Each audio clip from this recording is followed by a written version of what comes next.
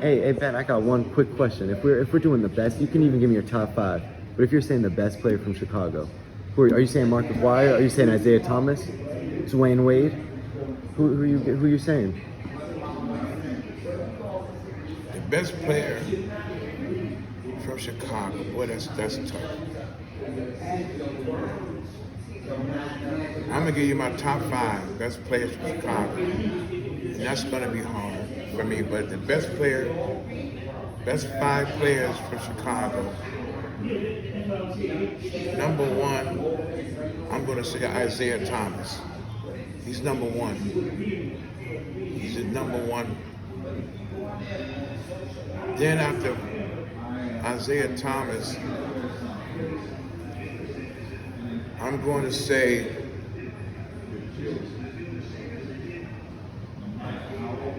Mark Aguirre, number two. Number three, God, this is hard. Number three is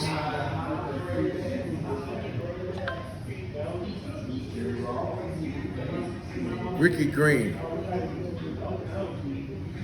Ricky Green, and the best shooter I've ever seen. So I'm putting him in my number five. So we got five. I think you're at four right now. You got two more. Yeah.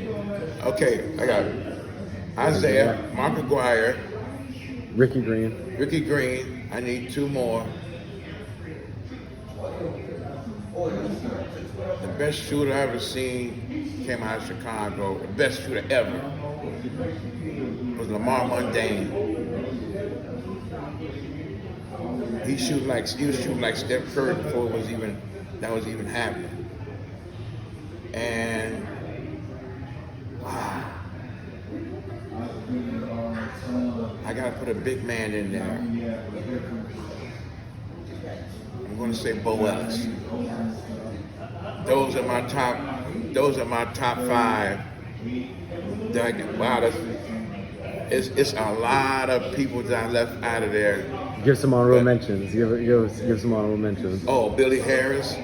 Billy Harris is one. Billy Harris, Terry Cummins, Mitchell J.J. Anderson, Tony Parker, Sonny Parker. I can.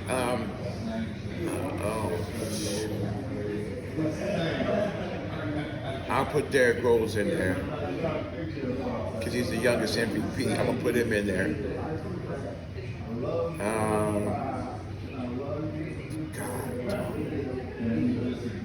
Yeah, that's Lloyd Walton. And we go to suburbs, and of course, if we go to suburbs, I'm going Lloyd Batts, Kendall Gill, Dwayne Wade. You know, those are suburbs. But I'm talking about Chicago guys. Those are suburbs. It's so many. It's so many. It's so many. Nate Williams from Crane.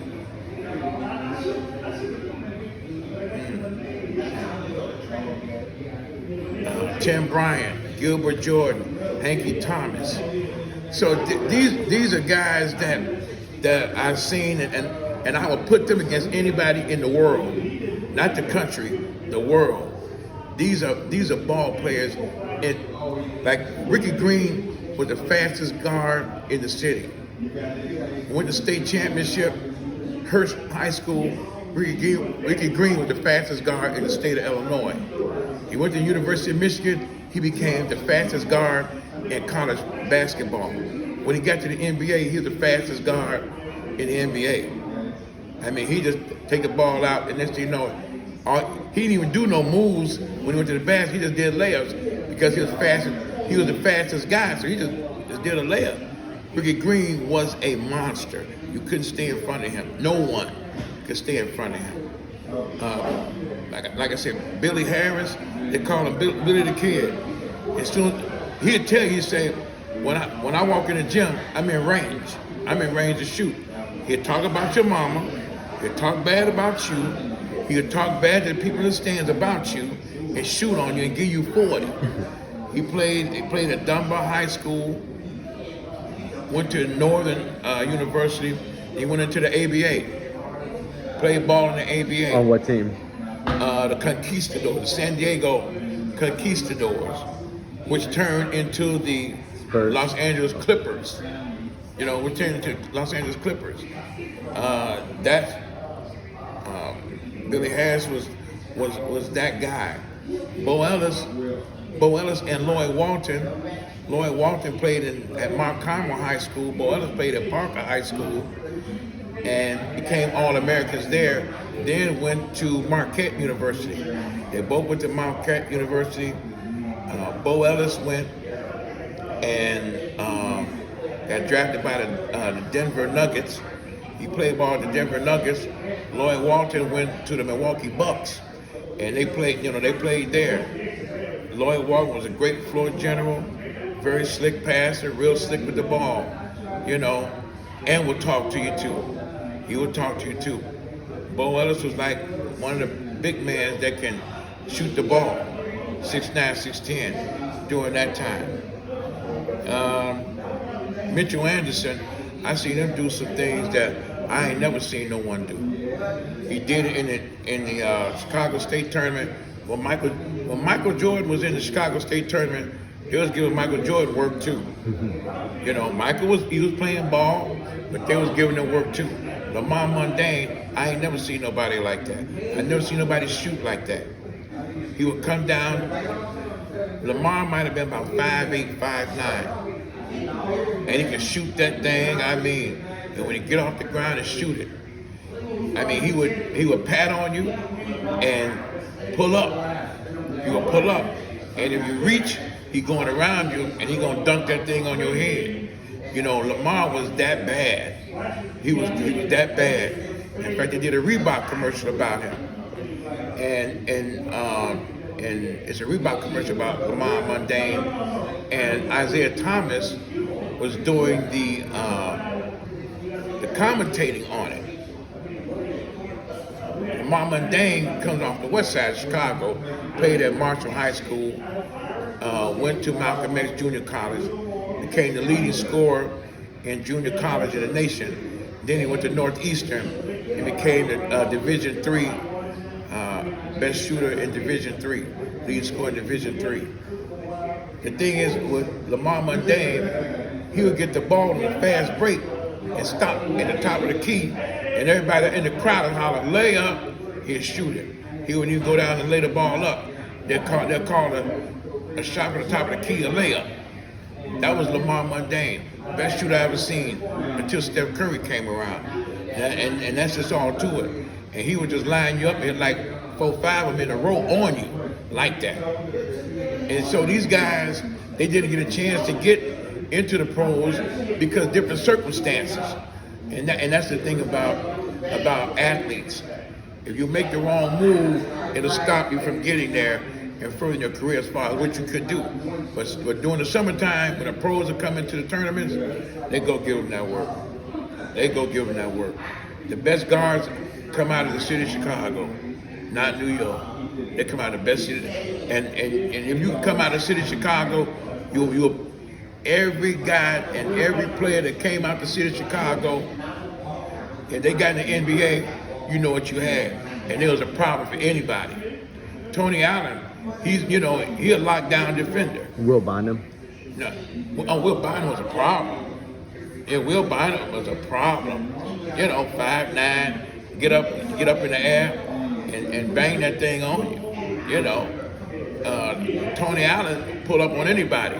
His stick is 94 feet. That's just the grit that's in Chicago. If you weak, you ain't got a chance. You ain't got a chance, and you go all over the city to play. That was part of it. We had a West Side, South Side thing. That's a big thing here in the city of Chicago, and guys would go, and they'll go all over the city to play who's the toughest one. Now the guys in the suburbs like Dwayne Wade and Candace Parker, and to say Kendall Gill, and they're the suburban guys. They don't count. They don't count. The only way they get blessed is they got to come in the city, and then they'll say, okay, you got to get blessed. If you ain't nothing, they're gonna send you back to the suburb and say, go on out of here. And so that's how they came. They came in the city to play. You know, because the city got Chicago got its own swagger. And the whole thing about Chicago got its own swagger. And if you come out of this city, you say, okay, I know what you're gonna do. When a young Derrick Rose came into the NBA, we already know what he was gonna do because the dog that's in him. So in fact, I remember when they were playing the Miami Heat, and LeBron James and Dwayne Wade was coming down, was backing up on defense, and Derrick Rose was coming full tilt on him, and he yoked it on both of them. Well, it's a Chicago thing. We don't jock nobody. We don't jock nobody. Nobody. They was coming at Michael Jordan. They come at Michael Jordan in the tournaments. So, but I just showing the grit of Chicago is embedded in here. You know, a lot of the young people, they see the other stuff. But I'm talking about guys that you can ask your dad and the older guys about, that these guys are the real deal.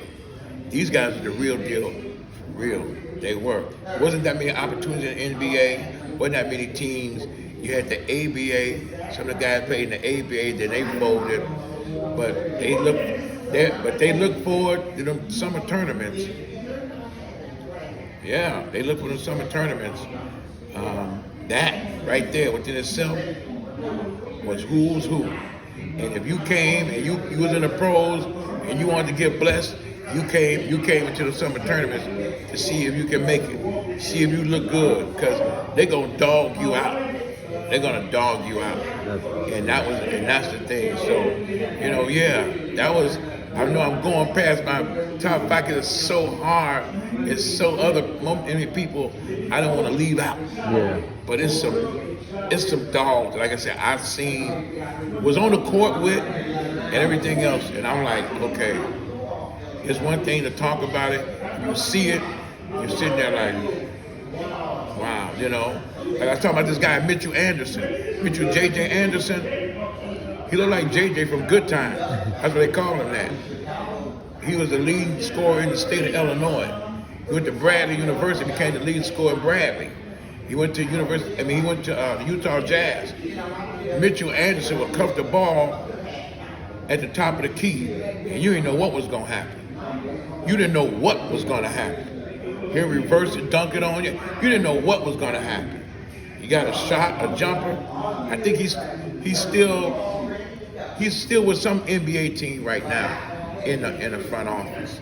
So, you know, those guys, they did well for themselves, you know, and Maurice Cheeks out of Robert Taylor Home, the projects. Maurice Cheeks was a good player. Sound player, fast. He was fast.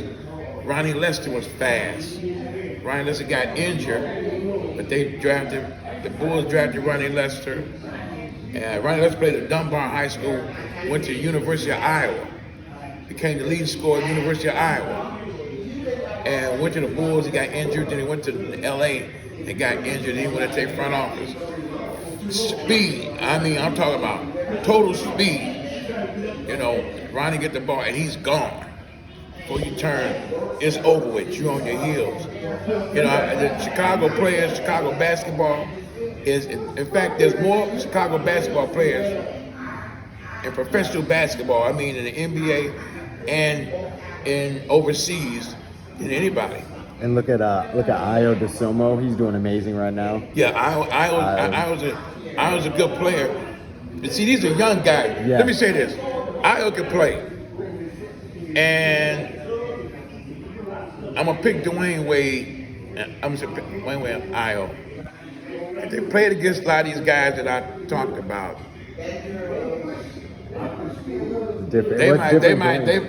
they might be the fourth option, fifth option. Yeah, well, they were tougher back then. They were just tougher, I think. They might be the fifth option on the team. Because I'm talking about these dudes, they can score, and they can score.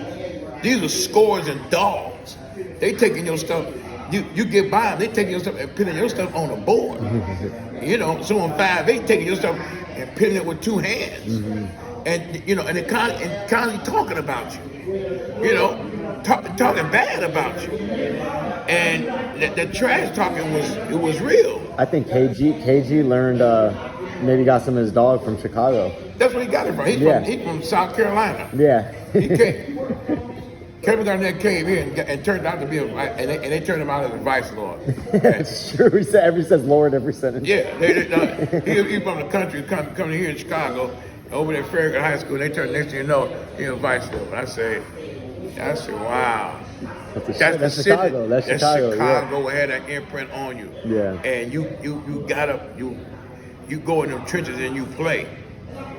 And you know, we will play, and then we'll make certain after we get through playing, we get out of that neighborhood because we know what's coming later.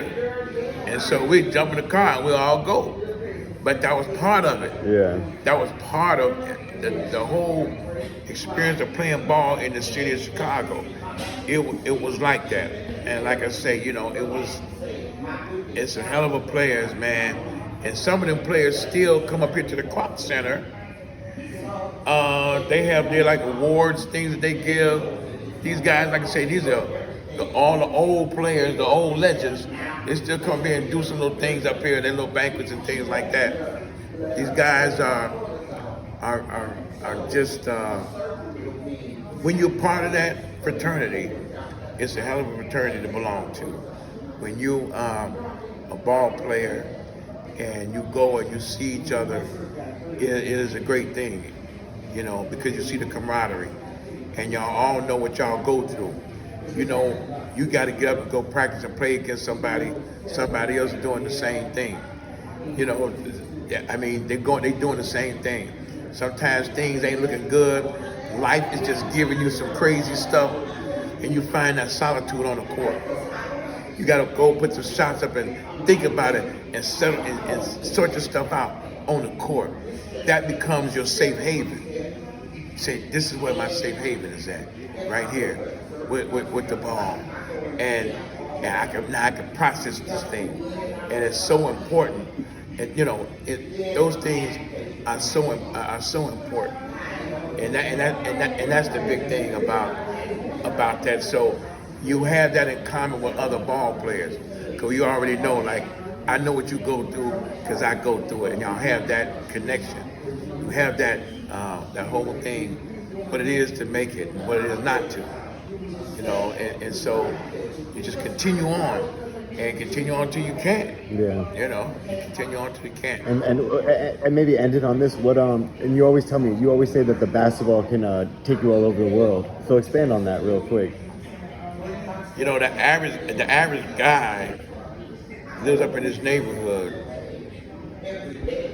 Most of the time, he'll go and get a job, and then he'll be in his neighborhood. Or he might move to another neighborhood, another location. But the game of basketball is global. And so if you're playing ball, this is what you're doing, this thing can take you to Greece, Italy, the Philippines, China. It'll take you all over the world. Places that you ain't never, first off, you ain't even been all over the United States. It could take you there. When you go to college, you go to school, just bouncing a basketball. And that would educate you on life, on how people live in this country, how people live in this city or state. And all because of that round orange ball that you bounce. Can put you in positions. Can help your family experience those things. Just because you have that orange basketball bouncing it can give your family experiences that other than that, they would have never made. So that is so paramount in your life. You get a chance to see those things. Like I was telling you about the Amish town and stuff like that. Never knew. I heard of Amish town, but I never knew. but I had a chance to see it.